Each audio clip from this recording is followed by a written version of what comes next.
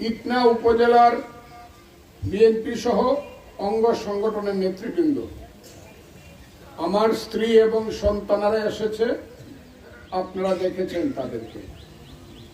আমি আপনাদেরকে ঈদ মোবারক জানাই, ঈদের শুভেচ্ছা জানাই। মুরব্বীদেরকে আমার সালাম জানাই, সন্তানদেরকে আমি দোয়া করি। এলমজুরি ইউনিয়ন কামাল কথাটা কিভাবে জানাই তার উচিত। আমার নির্বাচনী এলাকায়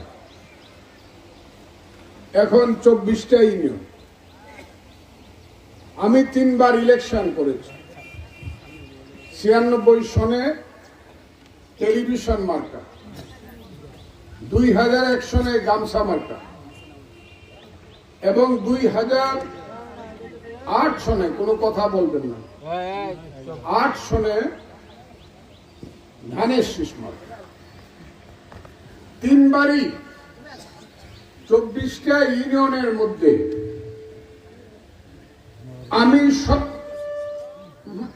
আমি সবচেয়ে বেশি ভোট পেয়েছি এই এলমজুরি ইউনিয়নে গড়ে।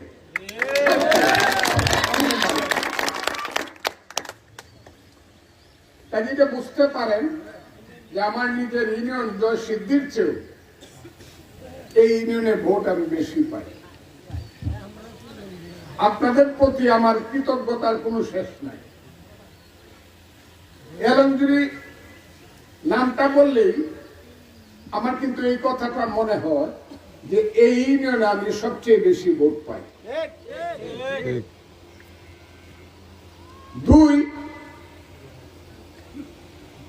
আমি মুক্তিযুদ্ধের ভিতরে এসে 1971 সনে 8ই জুলাই প্রথম যে গুলিটি আমি করেছি পাঞ্জাবির স্টিমারে গানবোটে, সেইটা প্রথম এলমজুরিতে করেছি। এই যে আর 7 নম্বর গ্রামটা আছে, আমরা যখন নৌকা দিয়ে এখানে আসলাম, 2টা নৌকায় আমরা 23 জন, আমার সাথে 23 জন, আমি কমান্ডার। অনেকেই মারা গেছে, 2-1 জনের নাম না বললে অকৃতজ্ঞতা হবে। এর মধ্যে একজন হলো করিমগঞ্জের উপজেলার 2বার চেয়ারম্যান ছিল, তার নাম জনাব আলী। করিমগঞ্জের আরো বেশ, ডাক্তার হারুন, তার ভাই হারুন, আমার বন্ধু একজন আছে মিতা ফজলুর রহমান, আবু তাহের ঠাকুর মারা গেছে। 23 জন আমরা ছিলাম। মানিক, মতি, সাগির। আমরা যখন তারাইল থানা এই সময়টা মানে আসরের নামাজের পরে যাব, কাজলাতে গিয়ে অপেক্ষা করব, রাত্রে তারাইল থানা আক্রমণ করব, এই সিদ্ধান্ত নিয়ে জয় সিদ্ধি থেকে পথ দিয়েছিলাম। আসরের পরে আমরা আসলাম এলমজুরিতে। তখন দেখা গেল উল্লার দিক থেকে, সিংহার দিক থেকে একটা পাক বাহিনী স্টিমার আসছে। আমার সাথে যারা ছিল 2 জন সাহসী মুক্তিযোদ্ধা, একজনের নাম মতি, তার বাড়ি কিশোরগঞ্জের পারডা, সে মারা গেছে। আরেকজনের নাম মানিক, তার বাড়িও কিশোরগঞ্জে, সে হলো কিশোরগঞ্জের বিখ্যাত আশরাফ মাস্টার সাহেবের ছেলে, এমপি ছিল আশরাফ মাস্টার। এখনো সে বেঁচে আছে, বিছনায় পড়া। আমাকে বলল, কমান্ডার, আমাদের সামনে দিয়ে হানাদার বাহিনীর স্টিমার চলে যাবে, হতে দিব না, গুলি করবই। আমরা কিন্তু ডেঙ্গি নৌকার মাঝে, বস্তি নৌকার মাঝে, বড় বস্তি, আর ওরা কিন্তু স্টিমারের মাঝে। কত সাহস থাকতে পারে 2বার বলার সঙ্গে সঙ্গে আমার মনে হলো, আমি যদি তাদেরকে আদেশ না দেই, আর আমার আদেশের কারণে যদি তারা গুলি ফুটাতে না পারে, তারা আমাকে ভীরু মানুষ মনে করতে পারে। আমি তখন বললাম ইয়েস ফায়ার। তখন দুইটা আর কাঠির মধ্যে দুইটা নৌকা বানলাম, মানিক এবং মতি সোয়ার উপরে উঠলো এল ইঞ্জিনিয়ার। পাক বাহিনীর স্টিমারটা এই এলঞ্জুরির বাজার থেকে গ্রামটা পারিয়া মুখ দেওয়ার সঙ্গে সঙ্গে ফায়ার। এমন শব্দ হলো যে থানেশ্বর বাদলা থেকে আর দক্ষিণে বুকদিঘির থেকে আর পূর্বে জয়শির থেকে ইটনা থেকে এই সাউন্ড শোনা গেল, সেই মেশিন গানের ফায়ার। মানুষ বুঝলো মুক্তি বাহিনী দেশে এসেছে। কিন্তু পাক বাহিনীর স্টিমার স্টিল বডি আমাদের গুলি লেগে 1 কিলোমিটার উপরে উঠে গেল, আগুন ধরে গেল গুলিতে, কিন্তু পাক বাহিনীর স্টিমার নষ্ট হলো না। তারা দ্রুত আমাদেরকে গুলি না করে ভয় পেয়ে উত্তর দিকে স্টিমার চালিয়ে চলে গেল। এই পরে একটা দৃশ্য দেখলাম, এইরকম সন্ধ্যা হয় অগণিত নৌকা, তখন প্রত্যেকের ঘাটে ডেঙ্গি নৌকা থাকতো, ইঞ্জিনের বোট না, হাতে বইটা নৌকা। সমস্ত এলাকা থেকে ডেঙ্গি নৌকায় মানুষ আসা শুরু করলো মুক্তিযোদ্ধা দেখবার লাগে। সেই মুক্তিযোদ্ধা দেখার লাগি দেখতে দেখতে ভিড় করতে করতে সন্ধ্যা হয়ে গেল, বাতাস উঠলো, কেউ আর কাজলা যাওয়া হলো না। ওই দিন তারাইল থানা আক্রমণ হলো না। তখন এইখানে আছে, তার নাম আহম্মদ, সে তখন ক্লাস 7-এ পড়ে। সেই আহম্মদ আমাকে বলল আমাদের বাড়িতে চলেন, আমরা আপনাদেরকে রাত্রে খাওয়াবো। আহম্মদ কি এখানে আসো? আসো। এই আহম্মদ তখন ক্লাস 7-এ পড়ে, বাচ্চা ছেলে। ওই আমাদেরকে কোথায়, ওরা তো আমি চিনি না, মন্টু মিয়া চেয়ারম্যানের বাড়িতে এনে আমাকে তুলল। সেই এলঞ্জুরি যেখান থেকে আমি গুলি ফুটিয়েছিলাম প্রথম, রাত্রে রইলাম, ঘটনা ঘটলো। তারপরে আমরা পরের দিন কাজনা গেলাম, কাজনা থেকে রাত্রে 10টার সময় গিয়ে তারাইল থানায় অ্যাটাক করলাম। পরের দিন সেই তারাইল থানায় অ্যাটাক করিয়া আমরা পুলিশ সবকে অ্যারেস্ট করলাম, দারোগা সিউকে আমরা অ্যারেস্ট করলাম, অস্ত্র আমরা সব ক্যাপচার করলাম, স্লোগান দিলাম। তারাইল থানা আমাদের দখলে আসলো। রাত্রে চাঁদনি উঠছে, তখন রাত্র 11টা। মানিক মতি বলল, এরা আমার খুব আদরের ছিল, এদের কাছে থাকতো এলএনজি। স্যার, ফায়ার না করে তারাইল থানা আক্রমণ করে দখল করলাম, কিন্তু আমরা তো মানুষকে না জানাই চুপে চাপে গেলে এটা হবে না বলে একটা ব্রাশ ফায়ার করলো। তারাইলের বাজারের হাজার হাজার মানুষ রাত্র 11টার সময় এসা নদীর পারে দাঁড়াইল। এটা না দেখলে এই দৃশ্য বিশ্বাস করা যাবে না। সেইটা আমার মুক্তিযুদ্ধ শুরু হলো, ভিতরে আমার মুক্তিযুদ্ধ। এই কারণে আমি এলঞ্জুরির কথাটা যখনই মনে হয় আমার মুক্তিযুদ্ধের স্মৃতিটা ভেসে উঠে।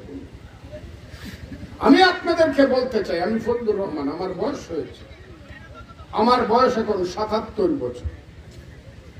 আমি আপনাদের সন্তান, শুধু জয়সিদ্ধি না, সমস্ত ভাটি এলাকার আমি সন্তান, আমি সমস্ত আপনাদের সন্তান। এই যে আমি বক্তৃতা করতেছি, বিকাল 6টা বাজে, সন্ধ্যা 6টা। আমার বক্তৃতা বাংলাদেশের ওই চিটাগাঙ্গের কক্সবাজার যে বসে আছে সেখান থেকে এখন এই মুহূর্তে বসে 10 জন লোকে শুনতেছে, সারা দেশ শুনতেছে আমার বক্তৃতা এখন কিন্তু। আর সারা পৃথিবী থেকে শুনবে মাত্র 10 মিনিট পরে, সারা পৃথিবী থেকে পোস্ট দেওয়া শুরু করবে। ফজলুর রহমানের বক্তৃতা শুনলাম 10 মিনিট আগে, আমেরিকা চলে যাবে 10 মিনিট পরে আমার বক্তৃতা। আমি যে টক শো করি, সেই টক শোতে দেশ বিদেশের লক্ষ লক্ষ লোক রাত্রে ঘুমায় না। কাজে আমি এখানে যে কথাগুলো বলছি সেই কথাগুলো এখন সারা পৃথিবী শুনছে।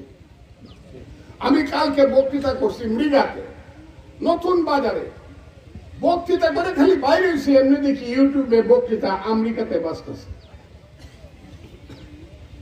এখন যে বক্তৃতাটা করব সেটা দেখবেন সারা পৃথিবীতে বাজে। আপনারা একটু পরে ইউটিউব ছাড়লেই দেখবেন ফজলুর রহমানের এলংজুরির বক্তৃতা। সেই বক্তৃতা কিসের জন্য? রাজনীতির জন্য। রাজনীতি কিসের জন্য? মানুষের জীবনের জন্য। মানুষের জীবন কিসের জন্য বন্ধুরা? মানুষের জীবন হলো ভালো কাজ করার জন্য। সেই যে মানুষের জীবন, সেই মানুষের জীবনের পক্ষে আমি আমার জীবনের 61 বছর দিনের পর দিন আমি সংগ্রাম করেছি। আমার জীবনে কোনো টাকা হয় নাই, পয়সা হয় নাই, ব্যাংক ব্যালেন্স হয় নাই। আমি জীবনে কোনোদিন আমি মানুষকে ঠকাই নাই। আমি ভোটপ্রান্তি না, বাটপান না, চিটার না। আমি একজন রাজনৈতিক কর্মী। ঘাটি এলাকাতে জন্মগ্রহণ করে আমার জীবন ধন্য হয়েছে। আমি একজন রাজনৈতিক কর্মী। বাংলাদেশে যেখানে যাবেন 56,000 বর্গ মাইল জায়গায় যে অবস্থানে থাকবেন, বিপদে পড়লে ওই খুলনার সাতক্ষীরা, রাজশাহীর চাঁপাইনবাবগঞ্জ, রংপুরের নীলফামারী বিপদে পড়লেই যদি মারতে আসে আর শুধু বলেন ভয় অ্যাডভোকেট ফজলুর রহমান, মাইকটা অন্তত আপনার গায়ে বাংলাদেশে কেউ দিবে। সারা বাংলাদেশে এমন কোন জেলা নাই, এমন কোন থানা নাই যেখানে আমাকে চিনে না। আর এখন ইউটিউবের গুণে সারা বাংলাদেশের কোটি কোটি লোক আপনাদের অদম সন্তানকে চিনে। আমি যে বক্তব্যটা দিই, পক্ষে বিপক্ষে অনেক সমালোচনা। কি বক্তব্য দেই বন্ধুরা? আমি কারো বিরুদ্ধে না, কোন দলের বিরুদ্ধে না। আমি মানুষের পক্ষে, আর মানুষের পক্ষে বলে আমি মুক্তিযুদ্ধের পক্ষে। কারণ মুক্তিযুদ্ধে মা না থাকলে যেমন সন্তানের জন্ম হবে না, হবে মুক্তিযুদ্ধ না হইলে বাংলাদেশের জন্ম হইতো না। সেই মুক্তিযুদ্ধকে যখন কেউ বিরোধিতা করে, আরে না না, 71 সালে তো কোনো যুদ্ধ হয়েছে না। আরে 71 জনে মুক্তিযোদ্ধারা যারা গেছিল যুদ্ধে, এরা তো আল্লাহর কাছে মাপ চাওয়া উচিত। তখনই তো আমি দেখি লোকটা কেড়ে, ও এই তো লোকটা, ওই যে 71 সনে ওর বাপ যে দালাল ছিল, দালালের 71 সালে যে রাজাকার ছিল, সে রাজাকারের ছেলে। আলবদরা ছিল, সে আলবদরের নাতি। আমি তো চিন্তা ফেলি তাকে। তা না হলে তো 71 সনের বিরোধিতা করা উচিত না।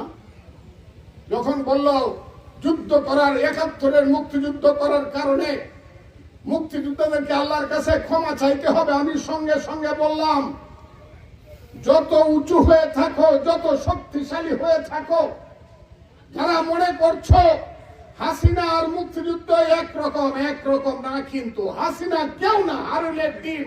মুক্তিযুদ্ধ হলো মহাসাগর। হাসিনা গেছে গেছে। একজন মৌলবী সাহেব দোষ করলে কি ইসলামের দোষ হয় নাকি?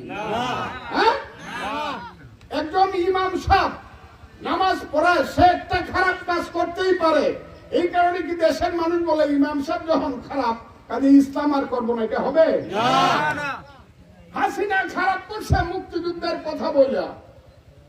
হাসিনার বিচার হওয়া উচিত। মানুষ হত্যা করে থাকলে তার ফাঁসি হওয়া উচিত। মুক্তিযুদ্ধের দোষটা কি?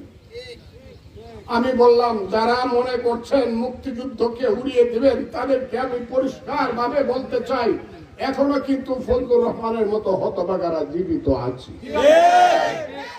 মুক্তিযুদ্ধ শেষ করা যাবে না। তারা অনেক কথা বলছে সারা দেশব্যাপী আমার বিরুদ্ধে, ওয়াজ করার নামে, ওয়াজ মাহফিলের নামে। মৌলানা সাহেবরা, মৌলবী সাহেবরা, আমি তাদেরকে শ্রদ্ধা করি। ইমাম সাহেবকে আমি শ্রদ্ধা করি, আলিমদেরকে আমি শ্রদ্ধা করি। তারা আমার নামে বকাবকি শুরু করলো। আরে ফজলুর রহমান তো কাফির, ফজলুর রহমান তো মুরতাদ।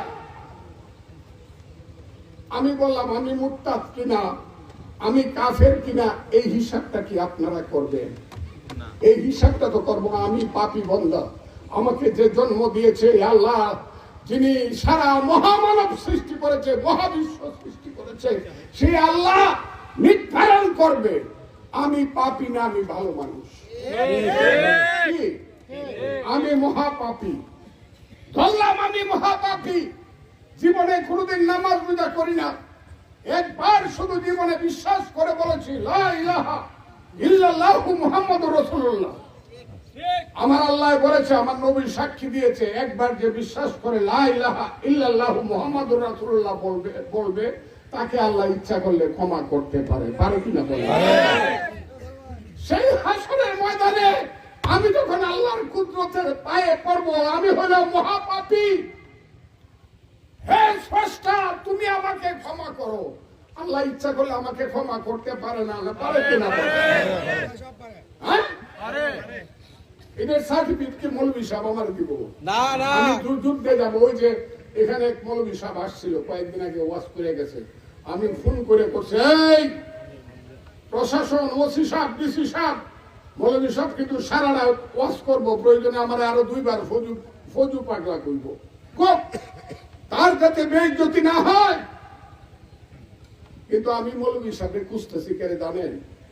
উনি কইছে ফজলুর রহমান কোনদিন ব্যস্ত দেখবো না। কয় কি আমার টিকিটটা উনি আটকাইছে। হুজুরের কাছে গিয়া বলে, হুজুর কি অপরাধে আপনি আমার বেহেস্তের টিকিটটা আটকাইছেন? আপনি টিকিটটা দিয়ে দেন। হ্যাঁ, আপনি আমার টিকিটটা দেন। কিন্তু টিকিট তার হাতে নাই। যত বড় আলেম হন, আল্লাহ যদি ধরে, এই যে কি বলে রুম্বা রুম্বা করে ধরে, যদি আল্লাহ ইচ্ছা করলে আপনাকে কিন্তু অনেক দূর নিয়ে যেতে পারে। কোথায় নিতে পারে আমি বলবো না। আবার আমার মতো মহাপাপীকে আল্লাহ ক্ষমা করে কিন্তু বেহেশতে পাঠাইতে পারে। আমি ইসলাম মানি, খালি মানি না, আমি ইসলাম করি। আমার বাপ হাজি আলহাজ, আমার দাদা হাজি, আমার মা 10 বছর মৃত্যুর আগে দেখছি কোনোদিন ডাইনামাজ থেকে উঠে নাই। আমি সেই পরিবারের সন্তান, আমি সেই পরিবারের সন্তান। আমি ধর্ম মানি। আমি ওয়াজ মাহফিলে রাতের পর রাত বৈশা থাকি। আমি একটা কথা অপরাধ কইছি। কি কথা? আপনি সারা রাত ধর্ম পালন করেন, ওয়াজ করেন, কিন্তু এটা কিন্তু ফরজ না। ওয়াজ না ফরজ না, ফরজ হইল কলিমা, নামাজ, রোজা, হজ, যাকাত। কথাটা ঠিক না? এই 5টা জিনিস হলো ইসলামের ফরজ। আমি 5টাই করি এবং করব। হজ করি নাই, আল্লাহর রহমতে যদি সময় পাই এবারই যাবো ইনশাআল্লাহ। এই আমার স্ত্রীকে বলছি কালকে তোমাকে নিয়ে আমি হতে যাবো। কথাটা বুঝেন আপনারা। আমি যাবো, আমি 5টা জিনিস মানি। কিন্তু আপনি সারা রাত ওয়াজ করবেন, করেন, তাহলে আপনি লালনের গান গিয়ে বাধা দেন কেন? এটা তো বাঙালির ঐতিহ্য। আপনি কেন আব্দুল করিমের গান, একজন বাউল গান শুনবেন, তাকে বাধা দেবেন কেন? তো বাঙালিরা সবাই শুনি আমরা। হ্যাঁ, আব্দুল করিমের গান বা হাসন রাজার গান কেন আপনি বাড়ি দেবেন? হাসন রাজায় কয়, হ্যাঁ, আয়না দিয়া ছায়া দেখি, পাটনা চুল আমার লোকে বলে, বলে রে ঘর বাড়ি বাড়ানা। কি শুনেন না গান আপনারা? হ্যাঁ, কে শুনে না? ভ্রমর কয় গিয়া শ্রীকৃষ্ণ বিহনে আমার অঙ্গ যায় জ্বলিয়া রে, ভ্রমর কয় গিয়া। বাঙালির ছেলেরা শুনে না? আবার পূবালি হাওয়া পশ্চিমে যাও, কাবার পথে বইয়া যাও রে বইয়া, এই গরিবের সালাম কানে নিয়ে। শুনে না কে? শুনবে। যার ইচ্ছা গান শুনবে, যার ইচ্ছা নাটক করবে। আপনি বাধা দেওয়ার কে? পাপ যদিও আল্লাহ লেখব না, পাপ। আমি বলছি, এক বাপের 2 ছেলে, এক ছেলে একটা দিয়ে মাদ্রাসায় যাবে, কওমি মাদ্রাসায় যাবে, আলিম হবে, কামেল হবে। আরেক ছেলে স্কুলে দিবে, প্রাইমারি স্কুলে। যে ছেলে একটা দিয়ে মাদ্রাসায় যাবে, সে পড়বে আলিফ বে তে সে। আর যে ছেলে স্কুলে যাবে, সে পড়বে সরু সরাইয়া রস্বই দীর্ঘই। একই ভাবে 2 সন্তান। আমাদের দেশে এটা হয় না? হ্যাঁ, ওই ছেলে পড়বে আলহামদুলিল্লাহি রাব্বিল আলামিন আর রহমানির রহিম মালিকি ইয়াউমিদ্দিন। মাদ্রাসায় যে ছেলে সে পড়বে আর স্কুলের ছেলে পড়বে পাখি সব পরে রব রাতি পোহালো, কাননে কুসুম কলি সকলি ফুটিল, রাখাল গরুর পাল লয়ে যায় মাঠে। আমার আরেকটা ছেলে এটা পড়লে দোষ আছে কিছু? আপনারা বলেন তো দেখি। মৌলভী সাহেব কামেল পড়বেন, দাওরা পাস করবেন, মিশরে আল আজহার বিশ্ববিদ্যালয়ে গিয়ে আল আজহারি হবেন। হন আপনি, আপনাকে আমি সালাম করি। আমার আরেকটা ভাই বিজ্ঞানী হবে না? হ্যাঁ, ঢাকা ইউনিভার্সিটিতে আমার ছেলে পড়বে না? নাকি সবাই ক্লাস 5 পাস করে ঘরে বই তখন লাগবে একটা দিয়ে মাদ্রাসায় পড়িয়া? আমার ছেলে এই পৃথিবীর নাসা, এই যে এখন শুনেন মোবাইলে ধরে হ্যালো, সারা জীবনে আমেরিকার সাথে একবার কথা বলতে পারছেন না, আর এখন সে হিলিন নামাজে উঠতেই কোন ফুটটা যে তাহে নিউ ইয়র্কে, এই বউ টেলিফোনটা ধরো তো এমনি, হ্যালো আব্দুল আলী তুই খিতা দিয়ে ভাত খাইছস? কি কথা ঠিক না? এই বিজ্ঞান আমি ব্যবহার করি, মৌলভী সাহেবরা ব্যবহার করে না? করে কিনা বলেন? এই মৌলভী সাহেবরা আমি ছোট থাকতে ফতোয়া দিত যে মাইক বাজায় বিয়া করলে বিয়া হালাল হয় না। এটা কইলে আবার আমার গায়ে দেব। এই মৌলভী সাহেবরা ফতোয়া দিছে মাইক বাজায় বিয়া করলে নাইয়া রে নাইয়ে বাদাম তুললা কুন্দুরে যাও চললা, আব্দুল আলিমের গান। মৌলভী সাহেবরা ফতোয়া দিছে, কিন্তু এই মৌলভী সাহেবরা সারা রাত কিন্তু এখন মাইক দিয়ে ওয়াজ করে। কি আমি মিশা করছি না? আশা করছি অনেক কথা কইতে হবে। তারপরে আমি মনে করি যারা ইসলাম করতে চান, নেতৃত্ব করতে চান, ইসলামের নামে যারা রাজনীতি করতে চান করে, আমি আপনাদেরকে সালাম করি, আপনি জামাতে ইসলাম। কিন্তু আমি যদি গণতন্ত্রের নামে রাজনীতি করি আমাকে বকবেন কেন আপনি? আমি তো ফির দুনিয়া চাই।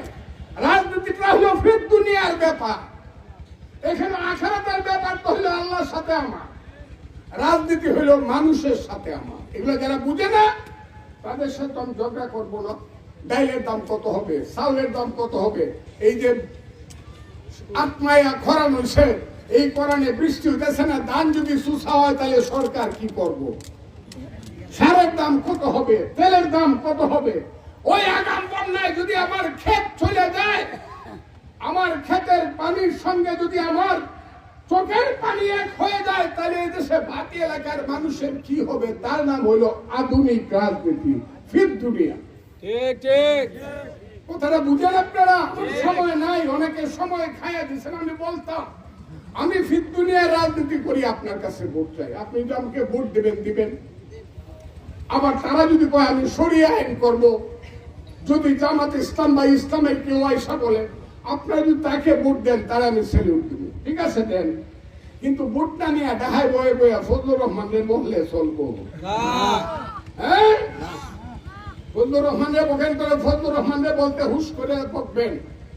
আমাকে যারা বকাবকি করে তাদেরকে আমি বলে, হ্যাঁ ওই যে কিশোরগঞ্জে যারা আমার ছবির মধ্যে ফটোর মধ্যে জুতা দিয়ে বাড়িয়েছে, আমি খুব হাসাহাসি করছি। এরা আমার কত পাপ মোচন করে দিতেছে, আমি না জানি কত পাপ করছে। আমি এদেরকে দোয়া করছি আপনাদেরকে আল্লাহ বাঁচায় রাখুন, যাতে ফজলুর রহমানের জুতার মধ্যে, ফজলুর রহমানের ফটোর মধ্যে জুতাটা বাইরেতে পারেন। কিন্তু যারা বাইরেছেন সংখ্যায় তো 300, আমার নাম ফজলুর রহমান, আমি কিন্তু কিশোরগঞ্জের ফজলুর রহমান, কিশোরগঞ্জের 40 লক্ষ মানুষের ফজলুর রহমান। আমি যখন কক্সবাজারে বক্তৃতা করি, মাদ্রাসা মাঠে, চট্টগ্রামের লালদিঘি ময়দানে, পল্টন ময়দানে, মানিক নিয়ে সারা বাংলায়, সিলেটের মাদ্রাসা ময়দানে মানুষ বলে লোকটাকে বক্তৃতা করে, আরেকজন বলে আরে এটা চিনস না, ও হলো কিশোরগঞ্জের ফজলুর রহমান। আমি কিন্তু কিশোরগঞ্জের ফজলুর রহমান, আমি কিন্তু ভাটি এলাকার আপনাদের 7 লক্ষ মানুষের ফজলুর রহমান। আমি কাউকে বকি না, সবাই খালি আমারে বকে, আপনারা বুঝেন না? কি অপরাধ আমার? মুক্তিযুদ্ধ আমি চাই, দেখে আমার অপরাধ হইতে পারে কিনা আপনারা? আমি বলি মুক্তিযুদ্ধ ঠিক ছিল, এই মুক্তিযুদ্ধের পক্ষে প্রয়োজনে আমি জীবন দিব। তারা আমাকে বকে, আপনারা একটু চিন্তা করে দেখবেন। আমি কোন মৌলানা মৌলভী সাহেব, তাদেরকে আমি সালাম জানাই, সম্মান করি। আলেমকে আমি সম্মান করি, আমি কাউকে বকাবকি করি না। কিন্তু একটা কথা আমি বলি, আপনি সব করতে পারবেন, আমিও আইনের মধ্যে যা আছে আমি করতে গেলে আপনি বাধা দিবেন কেন জোর করে? আমি তো আপনাকে বাধা দিই না। আপনি আসসালাতু খায়রুম মিনান নাওম বলার সঙ্গে সঙ্গে ভোরবেলায় আপনি নামাজ পড়তে দেবেন মসজিদে, আর ঘন্টার ধ্বনি হইলে মন্দিরে কেন একজন হিন্দু যাইতে পারবে না বলেন তো দেখি?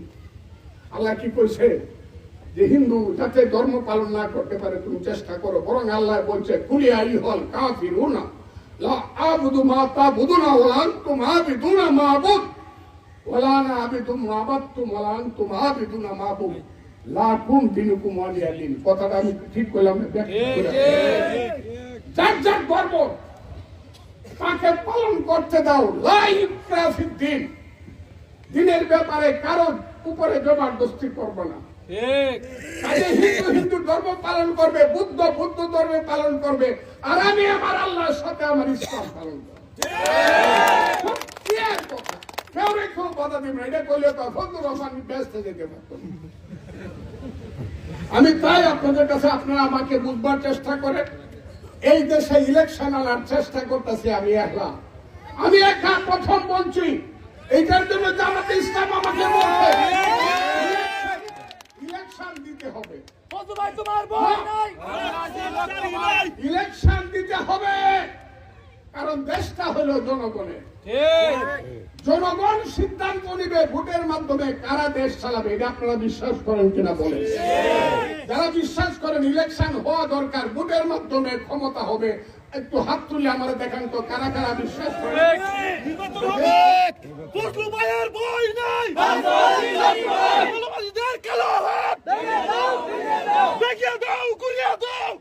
আমি বক্তৃতা শেষ করে দিচ্ছি। আমার শেষ কথাটা হলো, আপনারা সবাই সাপোর্ট করলেন, ইলেকশন হবে, ভোট দিবে মানুষ। আমার যদি ভোট দেয় আমি হবে এমপি, আমার দলকে যদি বেশি ভোট দেয় আমার দল হবে সরকার। কথাটা ঠিক না বেঠিক? অন্য দলকে দিলে তারাও হবে, তাহলে ভোটটা হয়তো অসুবিধা দেশটা তো জনগণের। কারণ একজন চেয়ারম্যান এসে বুড়ে, এখন কেউ নাই, আমরা সবাই ৫,০০০ মানুষের দাবি করতেছে আমি চেয়ারম্যান। এটা হইব না, জিনিসটা তো এটা দাঁড়াইছে। এখন ইনুস সাহেব তো এই জায়গাতে নিয়ে যেতেছে দেশটারে, সবাই কয় আমি চেয়ারম্যান। ভোট দেন, সেই ভোট আপনারা চাইছেন, আমিও মনে করি ভোট হওয়া উচিত। আর ভোট যদি হয় আমি এই দেশে আসবো আসবো আসবো আসবো ইনশাআল্লাহ। ভোট হইলে আমি এই দেশে আসবই। আমি ইতনাস্টকাবের মানুষের ঘরের দরজায় টোকা দিয়ে বলবো, হে ইতনাস্টকা মিটামনের মানুষ, আপনার জন্য তো আমি জীবনের জন্য ত্যাগ করেছি। আমি তো আপনার পাহারাদার বস্তিওয়ালা জাগো। দেখেন বৃদ্ধ বয়সে ফজলুর রহমান এসেছে আপনার কাছে, আপনি আমাকে চান কিনা? শেষ কথা বলে দেন, এই কথাটা আমি তো যাবই। এর গঙ্গাঙ্গের কথা কয়ে লাভ নাই। এবং শুধু যাবো না, আল্লাহর রহমতে, আল্লাহর রহমতে যারা এই দেশটা চালাবে আমি তার একজন হব। কথাটা কিন্তু আপনাদেরকে বলে সেই কারণে আমি এলমজুরির মানুষকে বলে দেয়, বিভ্রান্ত হবেন না। সব দয়া করে আগামী নির্বাচন পর্যন্ত থাকবেন এবং আমার নেত্রী, দেশ নেত্রী খালেদা জি, আমার নেতা তারেক রহমান, দেশ নেত্রী অসুস্থ, তার জন্য দোয়া করবেন। আমি সবার জন্য দোয়া চেয়ে, নেত্রীর জন্য, নেতার জন্য দোয়া চেয়ে, আমার দলের বিজয়ের জন্য দোয়া চেয়ে আমার বক্তব্য আমি শেষ করলাম। খুদা হাফেজ।